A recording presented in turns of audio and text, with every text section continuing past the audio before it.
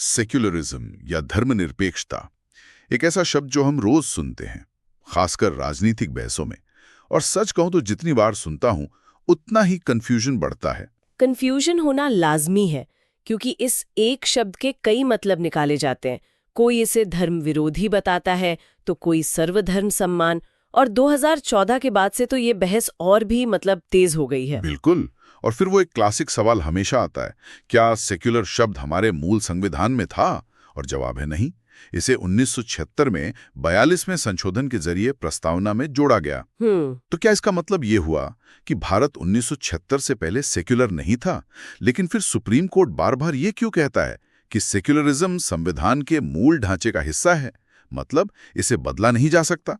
ये सब बहुत उलझा हुआ है। तो आज ऐसा करते हैं, इस राजनीतिक शोर से थोड़ा हट के इस विचार की आत्मा को समझने की कोशिश करते हैं।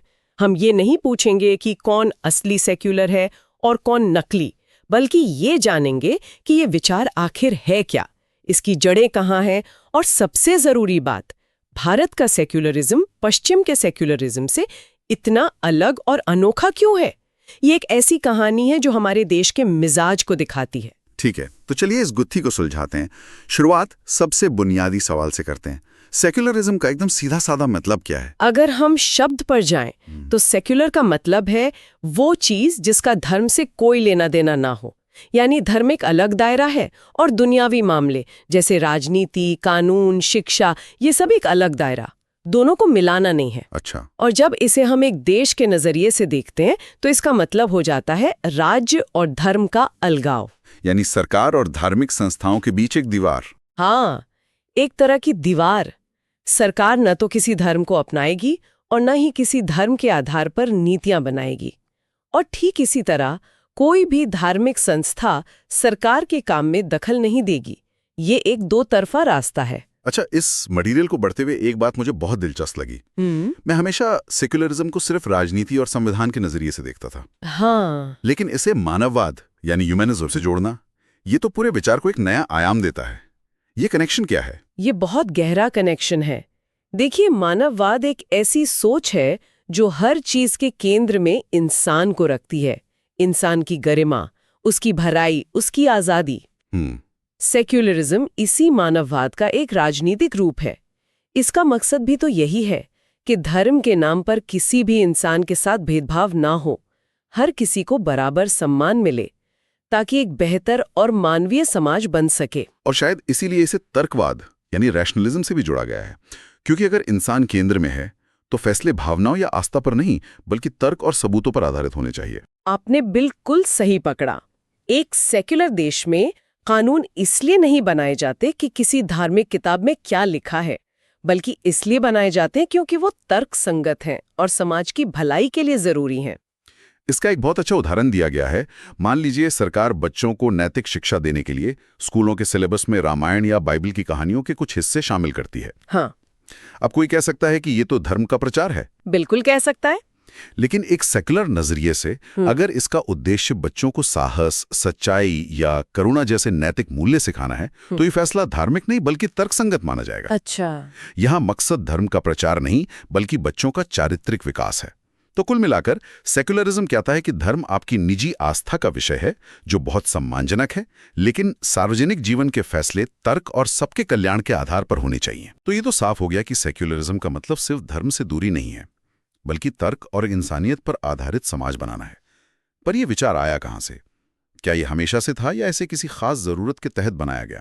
सुनने में आता है कि 19वीं सदी में जॉर्ज होलियोक नाम के एक अंग्रेज ने ये शब्द गढ़ा था। हाँ, शब्द उन्होंने दिया और जैसा कि सोर्सेज में मजाक में कहा गया है, वो इसका सारा क्रेडिट भी ले गए। लेकिन ये विचार बहुत पुराना है। इसकी जड़ें इतिहास के बड़े बड़े बदलावों में हैं। ये कोई एक दिन में आया हुआ आइडिया नहीं है बल्कि सदियों की उथल पुथल का नतीजा है। कैसी उथल पुथल? मतलब दुनिया में ऐसा क्या हो रहा था कि लोगों को धर्म और राजनीति को अलग करने की जरूरत महसूस हुई? इसे समझने के लिए हमें दो अलग अलग कहानियों को देखना होगा, यूरोप की और भारत की। मध्ययुगीन यूरोप में चर्च की ताकत बेहिसाब थी।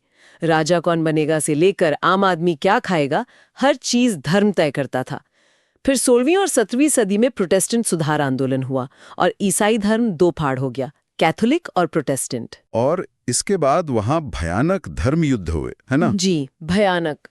दशकों तक लाखों लोग मारे गए, सिर्फ इसलिए क्योंकि उनकी प्रार्थना करने का तरीका अलग था। इस खून खराबे से तंग आकर जॉन लॉक और वॉल्टेयर जैसे विचारकों ने कहा कि अगर हमें शांति से जीना है तो राज्य को धर्म के मामले से पूरी तरह बाहर निकलना होगा। राज्य का काम नागरिकों की जान माल की रक्षा करना है, ये बताना नहीं कि कौन सा भगवान सच्चा है। तो यूरोप में सेक्युलरिज्म एक तरह से शांति समझौता था जो दो दुश्मन भाइयों के बीच कराया गया। मतलब वहां ये एक मजबूरी से पैदा हुआ विचार था ताकि समाज बिखरने से बच जाए। और भारत की कहानी इससे अलग कैसे है? भारत की कहानी बिल्कुल अलग है। यहाँ कभी भी किसी एक धार्मिक संस्था का पूरे समाज पर वैसा कब्जा नहीं रहा जैसा यूरोप में चर्च का था। हाँ। ब्राह्मणवादी व्यवस्था का प्रभाव बहुत गहरा था, लेकिन साथ ही साथ बौद्ध, जैन, चारवाक और अनगिनत लोक परंपराएं भी फल फूल रही थीं। सही बात है। यहाँ विविधता कोई नई चुनौती नहीं थी, बल्कि समाज का मूल चरित्र था। तो हमारे यहाँ चुनौती अलगाव की नहीं बल्कि सह अस्तित्व की थी, यानी इतने सारे धर्मों को एक साथ शांति से कैसे रखा जाए। बिल्कुल। इसलिए भारत में सेक्युलरिज्म का विचार किसी धर्म युद्ध की वजह से नहीं, बल्कि हजारों सालों से साथ रहने के अनुभव से निकला। और इसी अलग अलग ऐतिहासिक सफर की वजह से आज सेक्युलरिज्म के दो बिल्कुल अलग मॉडल हमारे सामने हैं, पश्चिमी और भारतीय। और यहीं पर ज्यादातर बहसें उलझ जाती हैं। तो चलिए इस सबसे अहम हिस्से को समझते हैं। पहले पश्चिमी मॉडल की बात करते हैं, खासकर जो अमेरिका में अपनाया गया। उसे क्या चीज खास बनाती है? पश्चिमी मॉडल का मूल मंत्र है राज्य और चर्च के बीच एक मजबूत ऊंची दीवार। इसका मतलब है कि दोनों एक दूसरे के मामले में रत्ती भर भी दखल नहीं देंगे। रत्ती भर भी नहीं? नहीं, राज्य किसी भी धार्मिक स्कूल या संस्था को कोई आर्थिक मदद नहीं देगा और ना ही उनके अंदरूनी मामलों में कोई कानून बनाएगा। लेकिन ये तो सुनने में थोड़ा अजीब है। अगर किसी धार्मिक समुदाय के अंदर कोई गलत प्रथा चल रही हो, जो मान लीजिए महिलाओं या किसी खास वर्ग के खिलाफ हो, तो क्या सरकार सिर्फ इसलिए चुप रहेगी कि ये उनका धार्मिक मामला है? ज्यादातर मामलों में हाँ, जब तक कि वो प्रथा देश के किसी बड़े आपराधिक कानून को न तोड़ रही हो। इसका एक क्लासिक उदाहरण है, अगर कोई चर्च ये तय करता है कि महिलाएं पादरी नहीं बन सकती, तो ये लैंगिक भेदभाव होते हुए भी सरकार इसमें कुछ नहीं कर सकती, क्योंकि ये चर्च का अंदरूनी मामला माना जाता है। ऐसा क्यों है? इतना सख्त अलगाव क्यों? इसके पीछे एक बड़ी वजह यह है कि पश्चिमी समाज काफी हद तक एक जैसा है, जिसे हम होमोजीनियस कहते हैं। वहां मुख्य रूप से एक ही धर्म यानी ईसाई धर्म और उसी के अलग अलग शाखाएं हैं। अच्छा। इसलिए उनकी मुख्य चिंता दो अलग अलग धर्मों के बीच के टकराव की नहीं है। उनकी चिंता है एक ही धर्म के अंदर किसी एक समूह के दबदबे की। वो ये सुनिश्चित करना चाहते हैं कि राज्य किसी एक पंथ का पक्ष लेकर दूसरे को न दबाए, और इसलिए वो व्यक्ति की धार्मिक आज़ादी पर सबसे ज्यादा जोर देते हैं, समुदाय के अधिकारों पर नहीं। समझ गया। तो उनका फोकस व्यक्ति पर है। अब आते हैं अपने मॉडल पर। ये उस ऊंची दीवार वाले मॉडल से अलग कैसे है? हमारे संविधान निर्माताओं ने वो मॉडल जस का तस क्यों नहीं अपना लिया? क्योंकि वो जानते थे कि भारत का सच बिल्कुल अलग है। यहाँ एक धर्म नहीं, बल्कि दुनिया के लगभग सारे बड़े धर्म मौजूद हैं और उनके अंदर भी हजारों पंथ और मान्यताएं हैं। यहाँ समाज होमोजीनियस नहीं, बल्कि हेट्रोजीनियस है, यानी बहुरंगी। हाँ। इसलिए हमारे लिए सख्त अलगाव की नीति काम नहीं करती। हमारे लिए ज्यादा जरूरी था शांतिपूर्ण सह अस्तित्व का रास्ता खोजना। तो हमारा मार्गदर्शक सिद्धांत क्या बना? हमारा सिद्धांत बना सर्वधर्म समभाव, यानी सभी धर्मों का समान आदर। राइट। राज्य किसी एक धर्म का पक्ष नहीं लेगा, लेकिन वो सभी धर्मों से एक सैद्धांतिक दूरी बनाकर रखेगा। सैद्धांतिक दूरी? ये ऊंची दीवार नहीं है, बल्कि एक लचीली रेखा है जिसे जरूरत के हिसाब से बदला जा सकता है। लेकिन यहीं तो सबसे बड़ा सवाल और विरोधाभास सामने आता है। अगर राज्य सभी धर्मों से दूरी बनाएगा, तो फिर वो धार्मिक मामलों में हस्तक्षेप क्यों करता है? जैसे दलितों को मंदिरों में प्रवेश का अधिकार दिलाना या 3 तलाक जैसी प्रथा पर रोक लगाना। ये तो सेक्युलरिज्म के अलगाव वाले सिद्धांत का सीधा सीधा उल्लंघन लगता है। ये बेहतरीन सवाल है, और इसी के जवाब में भारतीय सेक्युलरिज्म की खासियत छुपी है। हमारा मॉडल एक बहुत सोची समझी और बारीक रणनीति अपनाता है। इसके तहत राज्य जरूरत पड़ने पर धर्म से खुद को अलग भी कर सकता है और जरूरत पड़ने पर उसके साथ जुड़ भी सकता है। ये जुड़ाव किस तरह का होता है? ये दो तरह का हो सकता है, सकारात्मक और नकारात्मक। अच्छा, सकारात्मक जुड़ाव का मतलब है सभी धर्मों को आगे बढ़ने में मदद करना, जैसे अल्पसंख्यक समुदायों को अपने स्कूल और कॉलेज चलाने के लिए आर्थिक मदद देना, या हज और अमरनाथ यात्रा के लिए सब्सिडी या प्रबंधन में मदद करना। और नकारात्मक जुड़ाव? नकारात्मक जुड़ाव का मतलब है धर्म के अंदर फैली उन कुरीतियों और भेदभाव को खत्म करने के लिए हस्तक्षेप करना जो हमारे संवैधानिक मूल्यों के खिलाफ हैं, जैसे छुआछूत, सती प्रथा या देवदासी प्रथा पर रोक लगाना।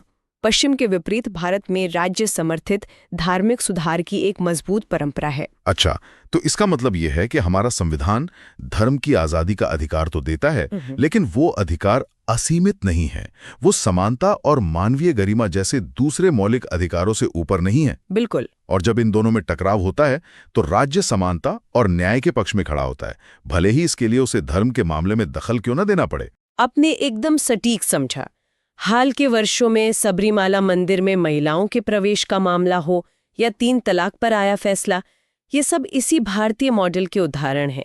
यहाँ राज्य ये कह रहा है कि आपकी आस्था का सम्मान है, लेकिन आप आस्था की आड़ में किसी के साथ अन्याय नहीं कर सकते। तो फिर ये कहना कि भारत सेक्युलर नहीं है क्योंकि ये पश्चिमी मॉडल पर खरा नहीं उतरता, ये तो पूरी तरह से गलतफहमी पैदा करने वाली बात है। बिल्कुल, ये तो ऐसा है जैसे हम क्रिकेट के नियमों को फुटबॉल के मैच पर लागू करने की कोशिश कर रहे हों। दोनों खेल अलग हैं, उनके नियम अलग हैं और उनकी खूबसूरती भी अलग अलग है।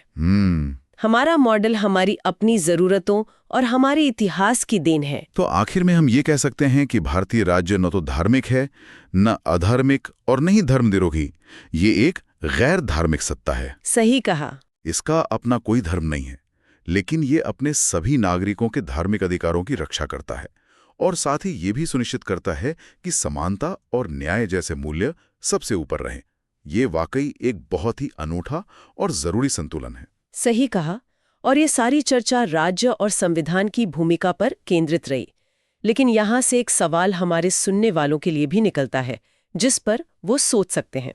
एक ऐसे देश में जहाँ सेक्युलरिज्म का इतना अनूठा और लचीला मॉडल है, वहाँ एक नागरिक होने के नाते अपनी निजी धार्मिक पहचान और अपनी सार्वजनिक नागरिक पहचान के बीच संतुलन बनाने का क्या मतलब है? राज्य की सर्वधर्म संभाव की नीति हम नागरिकों के आपसी रोजमर्रा के व्यवहार में, हमारे पड़ोस में, हमारे दफ्तरों में कैसे उतरती है? इस पर सोचना शायद आज के समय में बहुत जरूरी है।